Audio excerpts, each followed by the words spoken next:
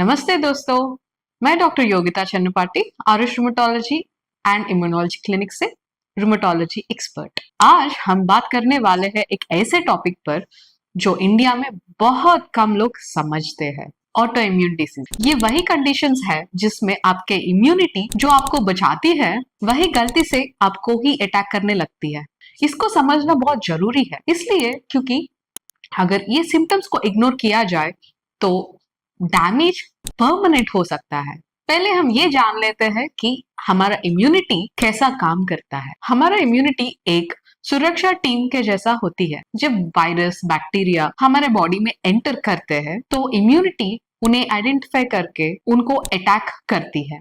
ये जो immunity system है ये बहुत स्मार्ट, फास्ट और डिसिप्लिन्ड होता है। लेकिन जैसे किसी सिक्योरिटी गार्ड को गलत लिस्ट मिल जाए वैसे ही इम्यूनिटी कभी कभी गलत टारगेट पकड़ लेती है। ये ऑटो इम्यून डिसीज क्या होती है? जब इम्यूनिटी कंफ्यूज होकर अपने ही जॉइंट्स, आईज, लंग्स, स्किन और किडनीज के ऊपर अटैक करने लगती है, अपना दुश्मन मान लेती है, तो हम इसे बोलते हैं ऑटो इम्यून डिसीज।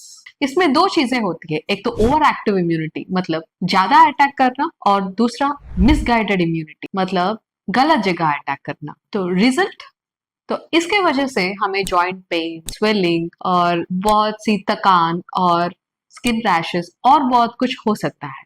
लोग अक्सर ये सोचते हैं कि ऑटो इम्यून मतलब जॉइंट पेन, लेकिन ये आधा सच है। बॉडी बहुत सारे हिडन वार्निंग साइंस देती है, जैसे कि एक्सट्रीम फैटिग, जैसे कि सोने के बाद भी उठते ही एनर्जी बिल्कुल जीरो, और अनएक्सप्लेन्ड फीवर मतलब बुखार बार बार हल्का सा आता जाता रहता है, साथ में ओरल अल्सर्स, ये जो जॉइंट पेन जो है सो तो है, साथ में स्किन रैशेस, और कभी कभार आंखों में खुजली होना या फिर ड्राइनेस महसूस होना।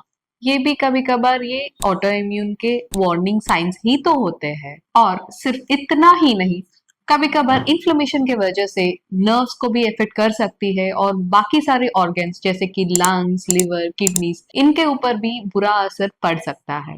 The point is, auto immune ये सिर्फ जॉइंट्स की बीमारी नहीं है, ये पूरा बॉडी को इफेक्ट कर सकती है। क्या होता है अगर इन साइंस को इग्नोर कर दिया जाए? एक तो ऑटो इम्यून डिसीज बढ़ जाती है तो एक तो परमानेंट डैमेज जॉइंट का हो सकता है, अंदर से वो जॉइंट घिस के डिफॉर्मिटी बन जाती है। साथ में ऑर्गन डैमेज, जैसे कि लंग्स, हार्ट और किडनी को इफेक्ट करती है, जैसे कि डिले इन डायग्नोसिस, इसके वजह से बहुत सारे कॉम्प्लिकेशंस हो सकता है। तो साथ में जैसे कि लूपस, रूमेटॉइड आर्थराइटिस, जोग्रेन्स, ऐसे डिसीजेस में ये ऑर्गन इन्वॉल्वमेंट बहुत ज्यादा भी हो सकती है, और डेली लाइफ के ऊपर इम्पैक्ट भी बहुत ज्यादा रहता है। तो थकावट और पेन, डिप्रेशन और डेली वर्क में भी इसका असर बहुत ज्यादा रहता है। तो अपने आप को इम्यूनिटी के अटैक से कैसे बचाएं? पहला, अर्ली डायग्नोसिस। इसका मतलब आपको जॉइंट पेन है, थकावट है और स्किन रैशेस है, तो पहले आपको रूमेटोलॉजिस्ट को दिखाना चाहिए।